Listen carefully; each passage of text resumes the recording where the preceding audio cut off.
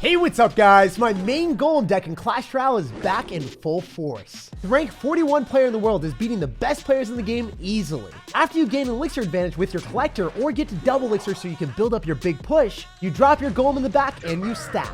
If your opponent spams in the other side, you can cheaply defend with barbarian, activate King Tower with tornado, or defend with elite barbarian slightly later when you can afford them and counter push on both sides. This has stayed one of my main two decks in Clash Royale because the elixir collector allows you to power up your pushes and overcome any matchup. Once you gain enough elixir, even if your opponent's cards counter yours, you're still gonna steamroll them. It's time to give our opponent's towers a knock with our big rock and assert dominance. Don't forget to subscribe to the channel so you never miss out on any of the daily videos. Lots of love to everyone that's using credit code SirTag to make all of the hyper videos possible. Yo, this guy finished 855 in the world and he's a part of the Purple Stars clan. Never heard of that thing before. What's up, dude?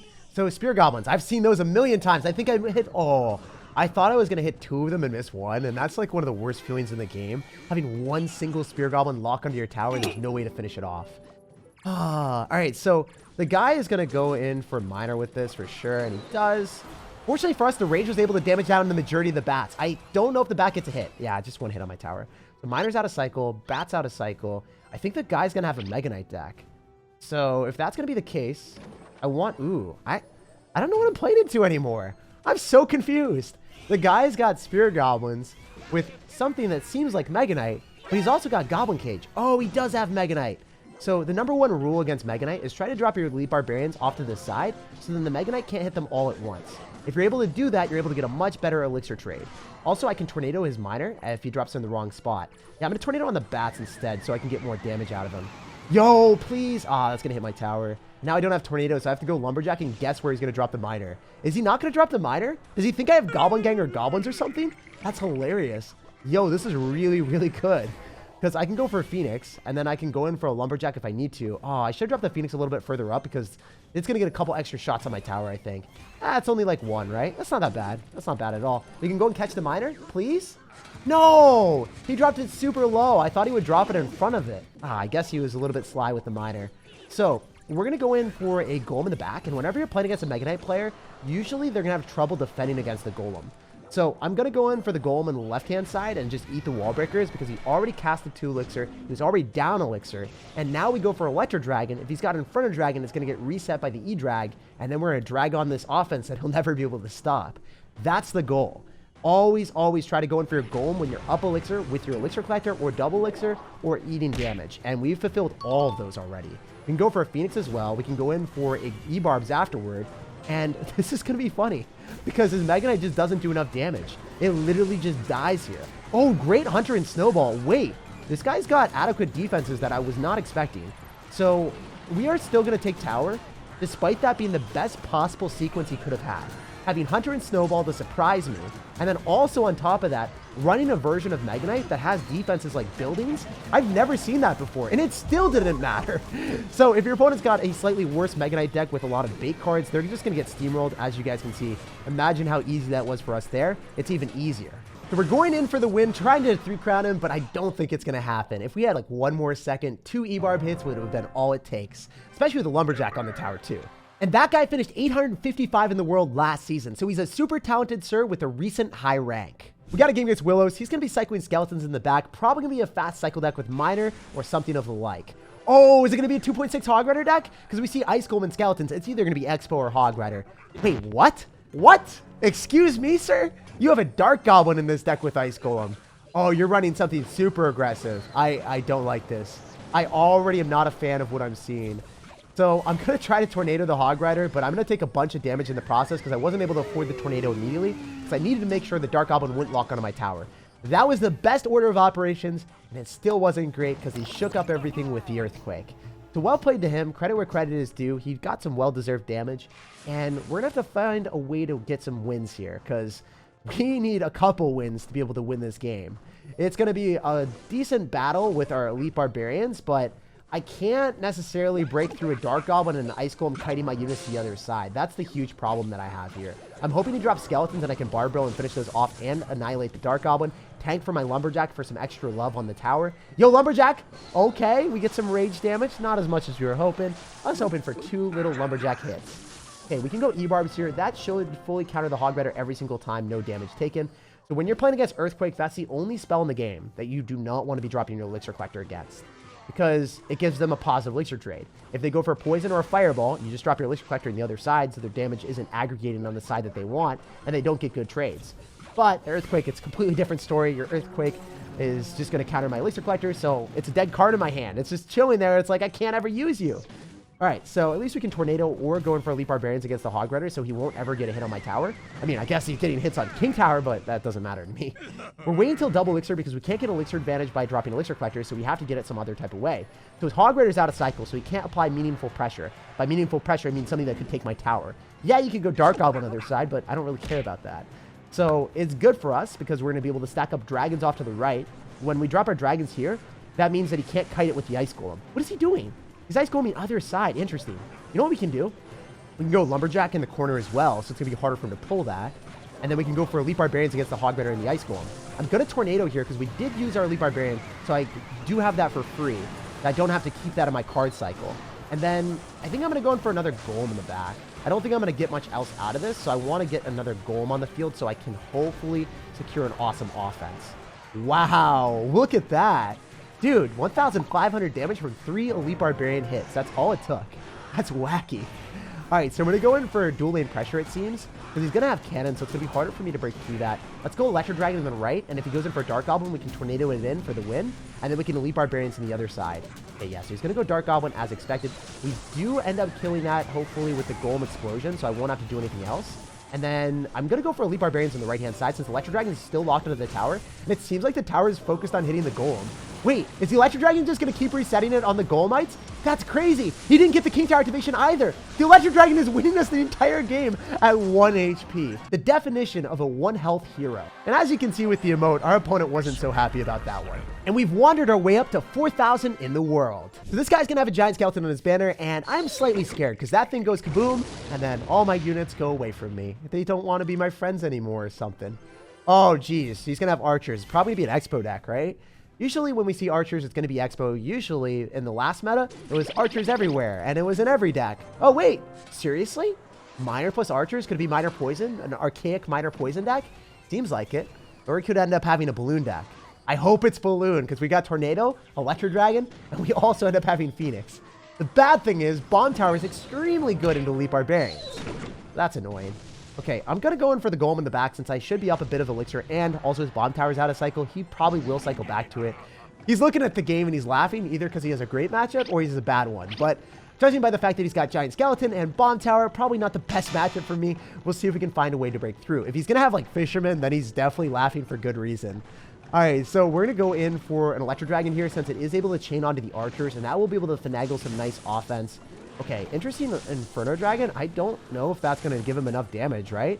Because the Electric Dragon is able to reset it. That was a really interesting play, man. I've never seen that before. I'm happy that he did it. I can go in for an Elixir Collector here, and if he goes Minor, then we... Okay, that Minor was on the tower. Because he dropped it too soon. He wouldn't have been able to drop it in time, unless he made a prediction on the Elixir Collector that he didn't see. I mean, I've seen people do stuff like that, but I just don't think he would have. All right, we can go in for a Lumberjack here. And then we can tornado everything backward if we want to, which I think I should. That was a really smart snowball. If you saw what he did, he redirected my Phoenix onto the giant skeleton instead of the balloon, which obviously caused us a little bit of grief there. Well played to him. Credit where credit is due. He deserved that damage. Okay, so I'm going to leave barbarians because they'll fulfill the bill. They'll do exactly what I need. I just need to kill the giant skeleton and the archers. We're dropping in the back so we can hit up the archers first. So then the archers aren't going to be damaging down my E-barbs. Okay, so if I go for an Elixir Collector, it's a bit risky since he should minor it. Oh, never mind! He had to minor on defense against the E-barbs. The power of counterpush that E-barbs give. So solid. All right, we're going to go in for a Golem, and we're just going to go for a Phoenix, and I think I'm okay. He's likely going to snowball this, and he's going to get some extra damage, but I don't really care if he snowballs. He should snowball. He's not snowballing. There's not a snowball's chance in hell that you defend this, man. It's not happening. We're able to go in for a Lumberjack and then go E-barbs on the other side, and this is going to be a massive meme push. So in this type of environment, even if our opponent ends up having like a bomb tower, Inferno Dragon, and then also a giant skeleton, it's just so much stuff that we have accumulated that it's going to be ridiculous, and eventually we're going to overtake him. Even if he goes in for the Inferno Dragon on the other side, I think I can just go and kite it with the Barbarian and then go for a Phoenix afterwards. So we're going to do this, and then we're going to go in for the Phoenix. And then we should be okay because the Inferno Dragon's waddling the other side. And then obviously the Phoenix is able to go and counter the rest of his stuff.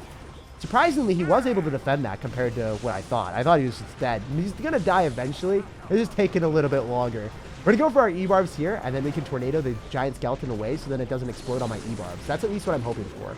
I just don't want the E-barbs to die. Look, the E-barbs going towards the tower. That's what I knew was going to happen. I felt it. I felt it in my bones. And now this guy's going to become a skeleton, just like the giant one. Oh, wait. Wow. I didn't expect to take the right-hand tower. The Phoenix and E-barb surprisingly put in so much work. It shows you the true power of this Golem deck. Despite our opponent having Inferno Dragon, Giant Skeleton, and Bomb Tower, he was simply no match for the pure power of our spam. And we successfully ranked up to 3,500 in the world. All right, we got a game against Nathan. He finished 500 in the world, so he's going to be pretty good at the game. That's what happens when you reach top 3,000. Everyone knows what they're doing. So he's not going to be cycling much at the start. He's just chilling and relaxing, which bodes okay for me. Generally, we want our opponent to be spamming. Let's go. So he's going to go E-barbs. We're going to go E-barbs, and we're going to fight it out in the middle. Ideally, I should have delayed that slightly more so then we fight on our side of the map. We might still fight on my side of the map too. Wow. I was doubting myself. I was like, I didn't do it well. And I did it better than well. We ended up getting a 2 negative trade from him as well because he had to go in for a rage. That's cool. So we're currently up 2 elixir. We drop our lumberjack. Oh no. I hate this deck so much, man. Every time that I play against elixir golem, they're able to stack up battle healers and they're really, really, really hard to kill. He's eating everything. Oh my goodness, he's built different, I swear. I'm gonna break my monitor, I swear. Okay, so we're gonna go in for a Phoenix as well, and we just want to make sure that if he goes in for an Electro Dragon, we're able to tornado it away so it doesn't get in our face for a while. So I'm just gonna get that thing out of sight, out of mind, so I can kill the Elixir Golem blobs, and then make sure that I deal with the Electro Dragon afterward. Because if I tornado everything back, then his units are gonna go backward, and I don't get to kill his Elixir Golem first. If you kill the Elixir Golem first, and he doesn't have the Electro Dragon with it, then he can't stun onto your stuff, and then the Electro Dragon's kind of useless. So I purposely let his Electro Dragon go really far away and dealt with the Elixir Golem, and then I ended up cleaning it up quite quickly. I'm currently up like 3,000 damage, or I guess 2,500, which isn't that bad, right? Maybe we can go in for like a Golem in the back and the left. If he has Inferno Dragon, then ideally we just go Electro Dragon and then just stomp him. Smart strategy for him to go E-barbs there. I think I'm going to go for Lumberjack, and I will be able to kill the Elite Barbarians. I'm not going to lose my tower, I think. Barely not going to, which is worth it, right? This is fine. Because then the Lumberjack will force out some extra elixir here, or he just ignores it and allows me to take tower. And if we take tower and we defend our tower for 4 elixir, that's a pretty good trade. Here's the difficulty. I was talking about this before. Stacks up battle healers. I can't really kill the battle healer. That's the problem here. Because the battle healer won't die, and then he heals up his Electro Dragons, and then my Electro Dragons die because I don't have a way of keeping them alive. That's the massive problem with this matchup. It is winnable if you play extremely well, but it's not easy. So we're going to try to go in for like a Barbarian Barrel here again, and then just tornado the Electro Dragon away and see if this works out like it did last time. We're going to try to go in for a Phoenix on top of his Electro Dragon, and then I'm going to go in for another Lumberjack because it will rage up my units, and then I can go for a Barb Barrel afterward. Dude, I think we're killing the Barbarian. Come on, Barbarian. Let's go. It worked. I can't believe we killed all of his spam. That's ridiculous. So we need to go in for another big push because we have the Phoenix and the Electro Dragon still alive. I think he's gonzo. We beat an Elixir Golem player at the top of the world. Even though he was top 500 in Clash Royale, we figured out a way to win on the spot too. I came up with that strategy of making sure that the Electro Dragon wasn't able to stun onto mine, and that's what it took to win. Because if you try to go brute force head on in that matchup, you're going to go head over heels in your grave. There's no way to win if you don't separate their stuff because heal is a huge problem. As you can see, that Elixir Golem player was a certified legend, having over 2,700 medals and finishing 500 in the world. Surprisingly, stomping him with our new creative strategy puts us at 3,100 in the world. Yo, this guy finished 136 in the world. I'm slightly scared because that is the highest rank we've seen all day. What are you going to do, man? I don't know what you're going to be playing right now. I could go in for a Barbarian Barrel at the start so I can cycle to my Elixir Collector. I generally like waiting around for my opponent to make the first play, but if we have Elixir Collector as our 5th card, we need a cycle card to get to that so we can start to get our advantage. I drop it in the middle in case he's going to have Miner. Oh, wait, what? Fireball. Ooh, this has got to be a Lava Hound deck for sure. Whenever we see Tombstone and Fireball, I'm thinking Lava Hound immediately. So if that's going to be the matchup, I will straight up Golem. Because if Tombstone's out of cycle, that means that your defensive building can't go and pull my Golem because you're going to have to cycle a couple cards to get back to that. Should be infeasible for you. Also, if you try to go for Bloon, well, we've got it covered with our Phoenix. Oh my gosh. I love this game. As long as he doesn't have freeze. He's probably going to have freeze though, right? And why else would he do that? Oh, he's going to go in for guards. That was super smart, actually. I wonder if the lumberjack is going to allow us to power through the guards fast enough. He really fireballed it back to knock it away so Electro Dragon couldn't chain on fast. That was so smart on his end. What a good player. Well, you know what? We're going to go in for the good old E-barbs because the Electro Dragon will stay alive and it will be able to chain on to all of those minions, allowing us to get disastrous damage. So we're in a stupendous situation against a top 100 player. Gotta love what this deck does for us sometimes.